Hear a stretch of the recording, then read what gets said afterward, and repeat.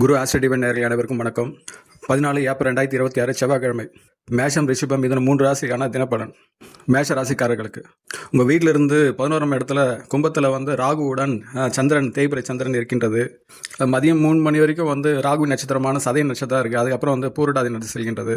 உங்கள் ராசிநாதன் செவ்வாய் மீனத்தில் சனியுடன் புதனுடன் இருப்பதால் 12ஆம் இடத்தில் இருப்பதால் எல்லாம் ஒன்று ரொம்ப க்ளோஸாக தான் இருக்குதுங்க. மூணுமே சனியின் உத்திரட்டாதி நட்சத்திரம் தான் இருக்குது. புதனுக்கும் செவ்வாய்க்கும் ஒரு 5 டிகிரி தான் வித்தியாசம்.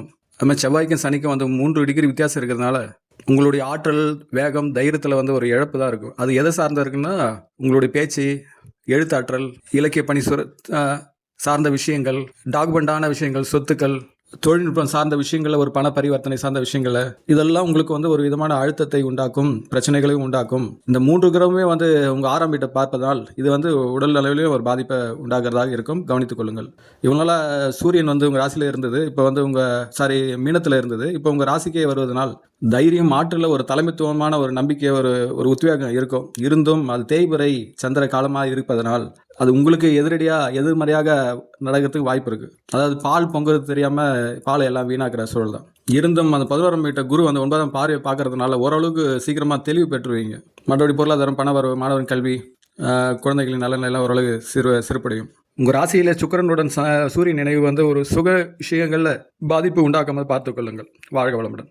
ரிஷபராசிக்காரர்களுக்கு சந்திரன் உங்கள் வீட்டில் 10ஆம் இடத்துல ராகு நட்சத்திரமாக சதய நட்சத்திரம் இருக்குது. ராகு கூட இருப்பதனால் அதேமாதிரி குரு பார்வை இருக்கிறதுனால தொழில்நுட்ப சார்ந்த விஷயங்கள்லாம் கொஞ்சம் மேம்படும். செய்யும் தொழில் வேலையில் எல்லாம் சிறப்புற்று விளங்கும். 12ல் சூரியனும் சுக்கிரன் இணை ஒரு விதமான சுகநிலையை ஒரு பாதிப்பு தான் இருக்கும். கவனி தவிர்த்துக் கொள்ளுங்கள். உங்கள் 2ல் குரு இருக்கிறதுனால குடும்பம் சார்ந்த விஷயங்களை சுபநிலைகள்லாம் மேலோங்கும். இருந்தும் சனி உங்கள் வீட்டை பார்ப்பது ஒரு விதமான ஒரு மதத்தனத்தை ஏற்படுத்தும். அதுங்க மூன்று கிரகமும் 5ஆம் வீட்டை பார்ப்பதும் பிள்ளைகள் நலன் சார்ந்த விஷயத்திலும் ஒரு கவலை உண்டாகதாக இருக்கும். மற்றபடி தொழில், வேலை வாய்ப்பு, பணவரவு எல்லாம் சிறப்பாக இருக்கும். வாழ்க வளமுடன். மிதுன ராசிக்காரர்களுக்கு உங்கள் ராசி வீட்டிலிருந்து 9ஆம் இடத்துல சந்திரன் ராகுவின் நட்சத்திரமான சதய நட்சத்திரத்தில் இருக்கின்றது. உங்கள் வீட்டிலேயே குரு இருக்கின்றது. செவ்வாய் 10ல் இருந்து 4ஆம் பார்வையாக உங்கள் வீட்டை பார்ப்பது குடும்பம் சார்ந்த விஷயங்களில் ஒரு விதமான முன்னேற்றம் காண்பதாக இருக்கும்.